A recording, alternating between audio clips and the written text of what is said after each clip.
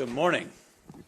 Happy New Year, and it is a Happy New Year, although it came very close to not being such a Happy New Year for a lot of people this year. I'm here to announce, in partnership with the Mint Hill Police Department and the FBI, that we have foiled a terrorist attack that was planned to take place on New Year's Eve in Mint Hill, North Carolina. Now, New Year's Eve, we all know, is a wonderful time where we all celebrate the past year, we look forward to and plan the next year, and everyone deserves to do that, to celebrate the new year without being concerned about their personal safety. And thanks to the law enforcement that stands with me today and others, we are fortunate that people can do that. The FBI, the Mint Hill Police Department, the New York Police Department worked around the clock on this matter, not just building a case for us, but surveilling the subject and making sure the public was safe at every moment, including Christmas Day. They worked around the clock on this, and I very much appreciate it. The defendant here lived in Mint Hill. The planned attack was to take place in Mint Hill. I want to thank Chief Joe Hatley of the Mint Hill Police Department for being with me here today and for your work over the holidays, Chief. I really appreciate it. I'm sure you know Jim Barnacle by now. He's the special agent in charge of the FBI for North Carolina. The FBI worked tirelessly on this case, and I can't thank you enough for that. FBI agents spent their Christmas Day surveilling a subject so that families in Charlotte and Mint Hill and Western North Carolina could spend their day celebrating with their families, and I'm very thankful for that. That is true public service. If you see a police officer or an FBI agent, please thank them for spending their holidays on this so that we all could spend our holidays with our families. I also want to thank the prosecutors in my office who also worked over the holidays getting a search warrant and an arrest warrant and making sure that the public was safe and that this terrorist attack was foiled. The defendant here is an 18-year-old named Christian Sturdivant. He has been planning this attack for about a year, but he's been planning an attack for far longer than that. He was planning this attack in support of ISIS, and we have charged him with attempting to provide material support to a foreign terrorist organization, that organization being, of course, ISIS. Now, this is still very much an active investigation. We had to act quickly here to protect the public, so we are light on details, but we'll tell you as much as we can, and Mr. Barnacle will probably tell you more than I will about those charges, but I thought I would give you an overview of what's in the federal complaint and the charges that we charged. So Mr. Sturdivant started on the internet. He started reading ISIS material, started going to ISIS websites, making TikTok videos, and eventually reached out to what he thought was a member of ISIS. In reality, was an undercover agent with NYPD in New York. He pledged his allegiance to ISIS with that undercover agent, and he disclosed his plans to, quote, do jihad soon. He then met a second undercover with the FBI, who he also thought was an ISIS participant, and he started to be very specific with his plans. He talked with that undercover agent, again, who he thought was ISIS. He talked about where he was planning to do this attack, which was at a grocery store and a fast food restaurant in Mint Hill, places that we go every day and don't think that we may be harmed. He talked about what means he would use to kill innocent people. He said he was going to wear a Kevlar vest and attack people with knives and hammers. And of course, he talked about when he was going to carry out this attack, which was New Year's Eve. A time when American life is on full display, right? We're all out there in crowds celebrating all that has happened this year, all that is to come, that we are so proud of. And that is when he planned his attack to attack that American way of life. The FBI executed a search warrant at his home, and they found the instrumentalities of the attack. They found hammers and knives hidden under his bed. They found notes where his attack and detailed his attack and plans for how he was going to carry out this attack. It was a very well-planned, thoughtful attack that he had planned and that was fortunately foiled here. He was preparing for jihad, and innocent people were going to die. And we're very, very fortunate they did not. But the fact that along the way, in this extensive planning of this attack, he encountered not one, but two undercover officers should make the public feel very, very good and very safe. Because law enforcement is out there every day, and we know they have a lot to do. But they have people out there making sure that as people plan these terrorist attacks, they have stops so they find it. And they did find it here. And on Christmas, while we were all opening presents, they were sitting in a driveway making sure that the public was safe. And we're very, very appreciative of that. Mr. Sturdivant was arrested on New Year's Eve, the day he planned his attack. Of course, it did not become public today. It has been under seal until today. He made his initial appearance in federal court this morning, about an hour ago, and this case is now moving through the judicial process. So he will have a preliminary hearing after that and a detention hearing, And of course, we will seek that he remain detained, but that's up to a federal judge on that issue. He faces a statutory maximum sentence of 20 years, but as I always tell you, every individual defendant gets a sentencing hearing where a judge takes into account a host of factors under the United States sentencing guidelines. They look at that individual defendant. The judge, he or she, looks at that individual defendant and makes a decision on sentencing, so we don't know what the ultimate sentence will be here. Originally, I think it is notable, as part of their efforts, the FBI took Mr. Sturtevant to a state magistrate judge to try to have him involuntarily committed. And that was because he had threatened not only other people's lives, but in the process said that he planned to die by a policeman shooting him. So he had threatened other people's lives and self-harm, but the state magistrate judge denied involuntary commitment. Fortunately, the FBI did not give up then and continued to build a federal case and get the evidence they needed to charge him and detain him and keep everyone safe on New Year's Eve. And I'm very, very thankful for that because countless lives were saved here. On New Year's Eve, everyone is at the grocery store. We're all buying the things we need to celebrate, and we could have had a significant, significant loss of life and significant injury here. So we will be here at the federal level dedicated to making sure the public is safe like we were in this case. And I know that there's a lot that goes on behind the scenes that's never public for investigative reasons, and it's very it brings me satisfaction to be able to tell the public what law enforcement is doing when you don't know it and what's going on behind the scenes to keep everyone safe. So with that, I will turn it over to Special Agent in Charge Barnacle, who can tell you a little bit more about the details.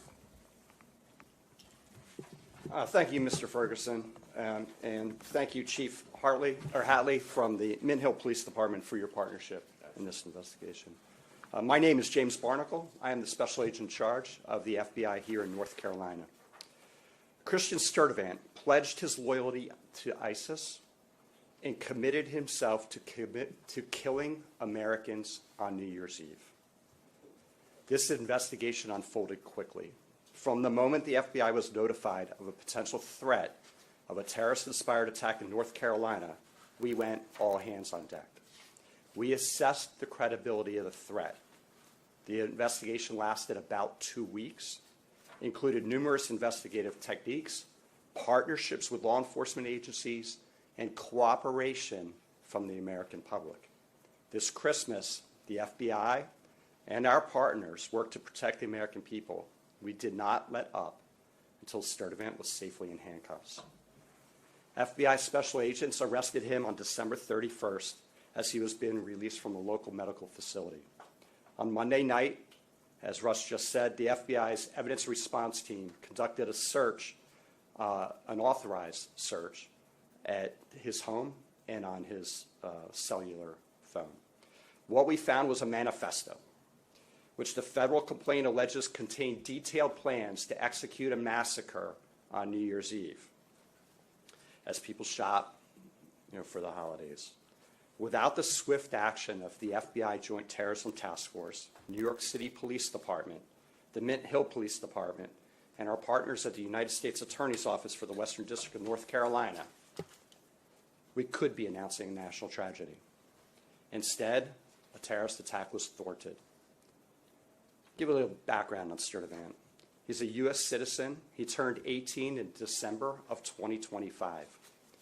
The JTTF collected evidence showing he turned his back on his country and his fellow citizens by pledging allegiance to ISIS with the intent of becoming a martyr.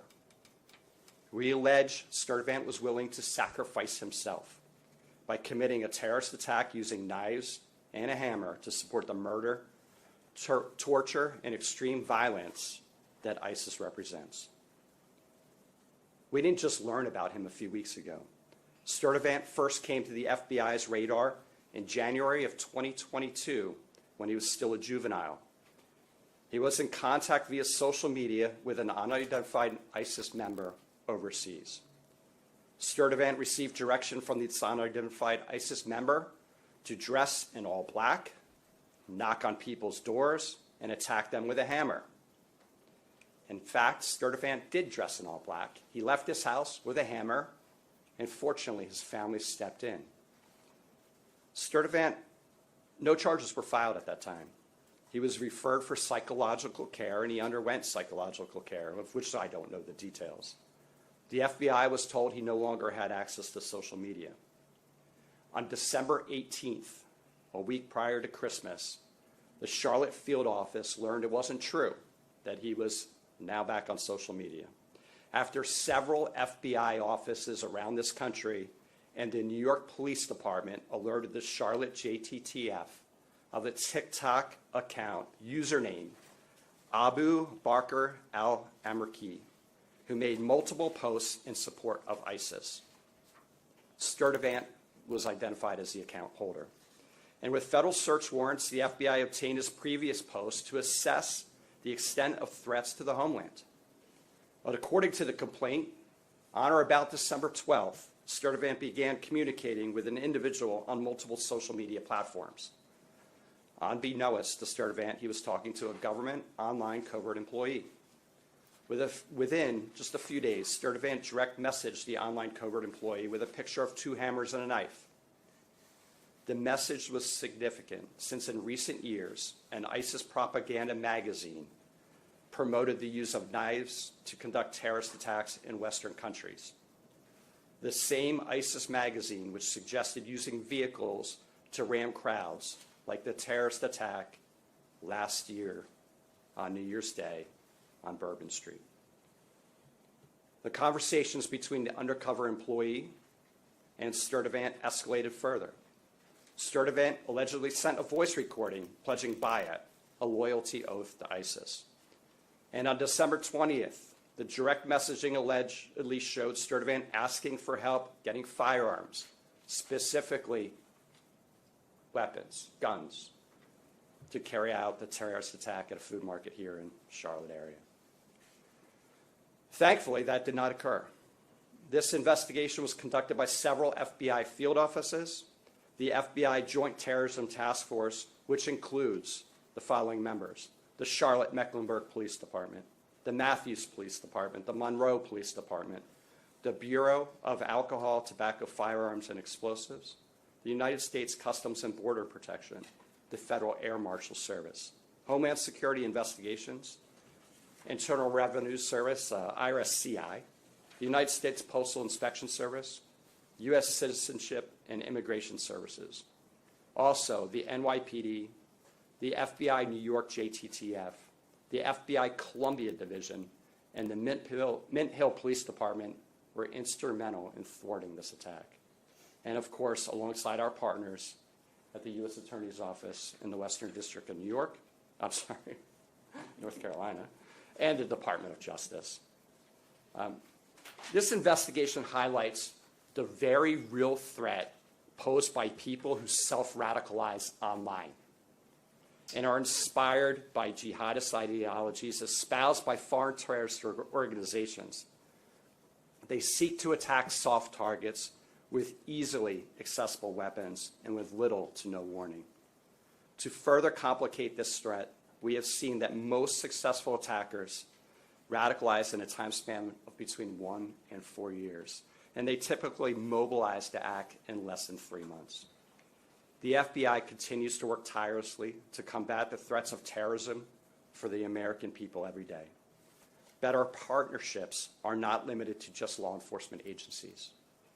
We rely on the communities we serve and encourage the public to contact law enforcement when they see or hear something that doesn't seem right. I also have this personal message. If your child, relative, friend, or neighbor is sliding into a dangerous ideology, you'll be the first to see it. And together we can stop it. The threats we face are bigger than any one law enforcement or intelligence agency, requiring everyone who hears this message to work together to keep people safe. I want to thank the members of the Joint Terrorism Task Force that sit over here today for their diligent effort. We spoke, I can't tell you the number of hours, and this is not an attaboy to the FBI or our partners. They worked nonstop for about 14 days, 24/7, digging through everything we had and keeping surveillance on this subject so we could intervene if he were to potentially attack. Through Christmas Eve, every single day, all weekend. So thank you for your commitment to keeping America safe. With that, turn it over to Mr. Ferguson for any questions you may have.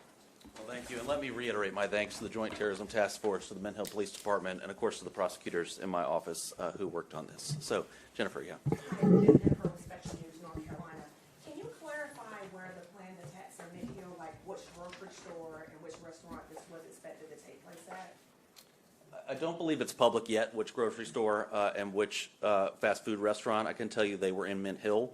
And as the investigation moves forward, I'm sure that will become public, but it's not at this point. It's on still under investigation. One more follow-up Sure, of question. course. Make sure I understood that correctly. Did you say that the arrest took place after he received medical attention?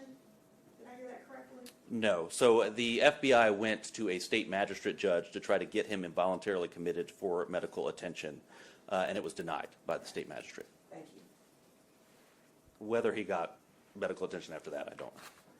Yes. Hi, Joe Murphy Jim. from Charlotte Observer. I was wondering, why did the judge, magistrate, deny? And we were not involved in the state court hearing. Obviously, we deal in federal court here. From what I understand, it was a very short hearing, and I don't know of any reasoning And given. when was it? Yeah. That was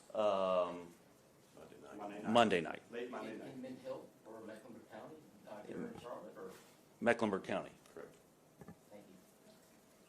Hunter, yeah. Hunter with Channel 9. Following up on that, Burger King is listed in the actual document with a grocery store nearby. The only grocery store nearby is Harris Teeter. Is that confirming it? So the subject worked at Burger King. Okay. There, I believe, are a number of grocery stores within the vicinity, and we're not quite there on the exact plan of his attack, but you're on the right path. Okay, and was this a lone wolf attack, or was there any connection to any other plots that have been foiled across the country here recently? Yeah, that's a great question, and this subject was working alone, we believe, at this stage in the investigation. But what's interesting about that is he didn't think he was working alone. He had contacted two different members that he thought were ISIS and working with him, obtaining firearms for him. They happened to be undercover agents, so he was working alone, but it wasn't his intention to work alone. So, yeah, Katie. Russ Kitty with WBTV. You mentioned the grandfather had tried to prevent an attack before. Were they aware of his recent posts on social media? Did they know anything about his recent planned attacks at all from your investigation? I don't have any indication the grandparents were aware of the social media posts. What we do know is that the grandfather secured the knives in the home, secured the hammers, tried to make sure that Mr. Sturdivant did not have them, and yet when we executed the search warrant, they were found under his bed. So, thank you. Jen. Jen Correa from Queen City News. Just wondering if the grandparents are going to be facing anything or if they're cooperating with you on this. Obviously, they knew something was up, but did they do enough to be okay? That's a great question. The grandparents have been interviewed, and our investigation's ongoing, and we'll see where it goes. But right now, and especially in the very urgent part of this, we've been focused on Mr. Sturdivant. Hunter, yeah. In here, before that 2022, where he went out to try to stab neighbors and his grandfather stopped him, it said that before that he had pledged allegiance to ISIS. Is there any reason why he wasn't charged? I know he was psychologically examined, but why didn't he face any charges? Yes, it's a great question. That was, and I'll let you weigh in on this too. I'll note that he was a juvenile at that time. He was 14, and I do think we're very fortunate he was 18 now, because it makes it a whole lot easier to bring charges. I think you had something to add. No, I think that covers it. Okay. Thank you. Yeah, Diane. Sorry, just following up on that too. Was that something known at the time in 2022 that he was trying to stab or kill a neighbor, or was that determined at a later investigation? No. The FBI opened an investigation under Mr. Sturdivant in January of 2022. And we conducted a logical investigation. The case agents actually are sitting here today. And these same case agents picked up the investigation a couple weeks ago. Are you all considering any other charges as well? We're always considering additional charges. And so in this case in particular, because this is a very early and an ongoing investigation, we are certainly investigating and looking at other charges, whether that's a firearm charge or some other charge. Right now, we feel confident we have this charge, which is attempted material support of ISIS, but we'll see how the investigation unfolds from here. Thank you. Yeah, definitely. Hunter. I have a question for Chief. Of course. If you would. Certainly. I mean, we see this in parts of our country, but you never think it's your own city. This is Mint Hill that is now a thwarted ISIS terrorist attack. What are your thoughts on all of this? Truly, I believe that's everyone's famous last words. It's never going to happen here. It will never, that can't be my neighbor. It can happen anywhere. Yeah, Diane. I know that he spoke with two undercover agents. Did he actually ever have any interactions, do we know of, with actual members of ISIS or terrorists or anything like that?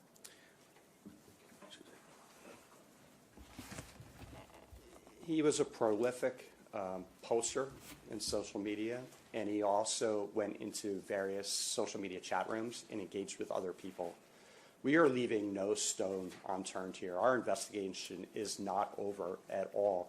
We are looking to find out if there are any associates, if there are any friends, if there are any people he were working with, whether it's domestically here in the United States or overseas. We have ruled out additional threats from him in the United States. We are communicating with domestic and international partners for potential other avenues of investigation. Russ, Katie, again, we just saw that thwarted attack in Seattle as well. Should we be concerned about this becoming a persistent problem in the Western District of North Carolina? I sure hope not. I mean, I think that we should feel comfort that the FBI was there and that this defendant not only encountered one undercover agent, but encountered two, one with NYPD and one with the FBI, which I think shows you what's going on behind the scenes to protect the public. Of course, everyone should be vigilant. You know, we all know the adage, if you see something, say something, which seems kind of ridiculous at this point, but it remains true. It's little things that sometimes bring these things to the attention of law enforcement, so I hope people will do that. And like Mr. Barnacle said, in situations like this, it's really family. It's family, and monitoring, especially your children's online presence, where this defendant was on TikTok in chat rooms communicating with people. So remain vigilant, but I think go to sleep feeling safe at night because law enforcement is there doing their job. And just one more follow-up Yeah. question. Historically, we have seen this targeting New Year's Eve events like we saw on Bourbon Street. We just finished the Truist Field celebrations. Do we know why he was targeting the grocery store chain at all, or is that not public yet? We don't know why. I can tell you from my view, New Year's Eve is where the American way of life is on full display. We're celebrating how wonderful it is to be here and all that this country has given us. And I think for a terrorist, that is a ripe opportunity to attack that way of life. Yeah, we do have some intelligence that he was looking at a grocery store because there would be a lot of people there. He knew there would be a lot of people there grocery shopping, which is why we said that in our remarks. He was looking for a high-profile place. There's a couple grocery stores in Mint Hill. He wasn't set on just one. He was looking at multiple, whichever one had the most people in it. Yeah. Dana King with the Yeah. NBC. So you mentioned that he was arrested on New Year's Eve, right? Correct. What was the, I guess, setup for, because, I mean, if the attack was planning to happen on New Year's Eve and he was arrested, then what was the setup there to prevent that? So we had multiple plans in place to make sure he was not a free man on New Year's Eve and could not cause public harm. And so that included the seeking an involuntary hold for mental health purposes, which was denied. Ultimately, the arrest was made on New Year's Eve to make sure that he was safely behind bars on New Year's Eve. We did that by getting a criminal complaint from a magistrate judge late in the evening, a federal magistrate judge, and that's why it set up this process where that was under seal until today. He had his initial appearance. He will still get a preliminary hearing where he could put on evidence to say there was probable cause or not to detain him, and a detention hearing where a judge will decide if he should be detained pre-trial. So did you believe that the attack was hours or days away? Was there any anticipation there? So we were concerned the attack could happen at any time, and I can tell you the FBI had 24/7 surveillance on this subject, all hours of night, Christmas Day, Christmas Eve, time away from their families to make sure that the public was safe, and they were authorized to make an arrest if they needed to. If he were, if he were to leave the house with guns or knives or hammers, they were going to make a probable cause arrest. So at no point was the public in harm's way here. And Yeah, just Jen. to clarify, it was just the grandfather he stayed with at the residence? No, there were other family members at the residence as well. There was a grandmother and I think some siblings and some other family there. Okay, thank you. I have to note that it says his grandfather is a Christian minister in Charlotte. Is there any reason to believe that his family members were also in danger or anything like that? Did he targeted or threatened any of them? I could tell you from his notes, he was targeting Jews, Christians, and LGBTQ individuals, and so you can infer from that that his family was in harm's way. I think that's a safe assumption, but it is an assumption. So, yeah, Hunter. Special Agent Barnacle, I know you have been investigating, your office has been investigating him since 2022, but with this recent incident here, or thwarted attack, was it that undercover NYPD officer that really blew all of this up for this latest case and put him back on y'all's radar? Yeah, so let me clarify. When we opened the case in January 2022, we conducted a logical investigation. Once he was seeking mental health services and he was no longer on social media, we closed our investigation. So he was off of our radar. In December, we had contact from FBI field offices, two different offices, well, three FBI field offices, as well as the NYPD undercover. Kind of simultaneous. I'm not sure which came in first, but certainly the NYPD undercover had the most information, the most facts. I think one of our FBI offices came in first. We got that information. We started working and we opened an investigation. But once we started talking to NYPD and the New York JTTF, we went full steam ahead. And this is a very compressed timeline. I want to say the FBI Washington field office reached out to us at night, and then the following morning we had that call with NYPD. Can you just speak to what you can, how difficult this is to pull this off and thwart an attack like this? Well, the FBI deals with threats every single day. Here in North Carolina, we get hundreds of viable or credible threats to life. And so our agents are really good at mitigating those threats, figuring out if they're credible and if the subject is capable of carrying out that threat. And so we go out and we do an investigation, a logical investigation. We often work with local police departments, and we go out and interview the person that posted different things. This one was different because this one was not only credible, but investigation revealed that the subject was capable of executing this attack. He was training. He was doing push-ups, calisthenics, fitness. He had stolen both of those knives. He hid them in his residence. His family had actively hid knives and weapons from him. He hid them. He wrote a manifest. He stole 2 hammers out of the storage shed and hid them in his house. He reached out to an undercover and requested guns. So all the different things are lining up that, when your hair stands up on the back of your neck, that's not enough to charge. We still got to conduct an investigation. We still have to work with the U.S. attorney and prosecutors, and we still have to have a federal judge agree that there's probable cause to charge. These things are hard to do, but this is what we do. Chief, I have a question for you, if you don't mind. What is your message to the people of Mint-Hill today? Again, you guys have been going through a lot within your own department, but what is your message to the community of Mint-Hill today? Very clean and simple. Without the collaborative efforts with all the federal, local agencies involved, this clearly would have happened. Rest assured that even while you're asleep, law enforcement is still proactively working to keep you safe. I can't put it any clearer than that. Any additional questions? One more question. Yeah. So he was currently working at the Burger King? Yes. that area. From your knowledge, had you heard any type of concerns from employees or anyone in that area where he worked? Were there any type of red flags there as well? Not to my knowledge. No. Okay. Cool. Anything else? Well, thank you all. Thank you for covering this, and Happy New Year. Thank you. Happy New Year.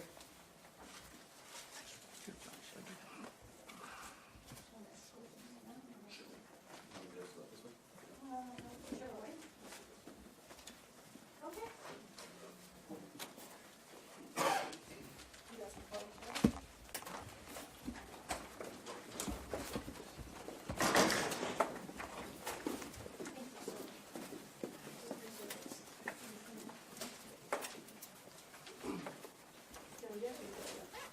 I think we're good.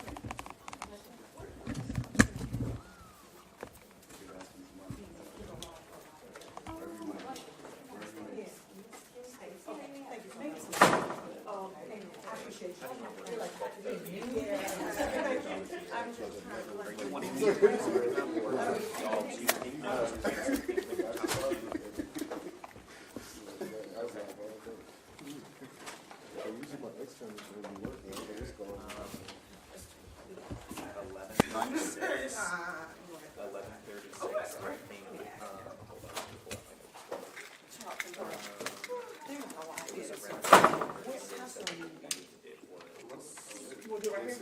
You said we could come in here, just say I'm doing a lot, do it in here. Yeah, she said I could do it in here. I'm gonna tell, yeah, I'll tell them. Yeah, bless my bones, thank you so much.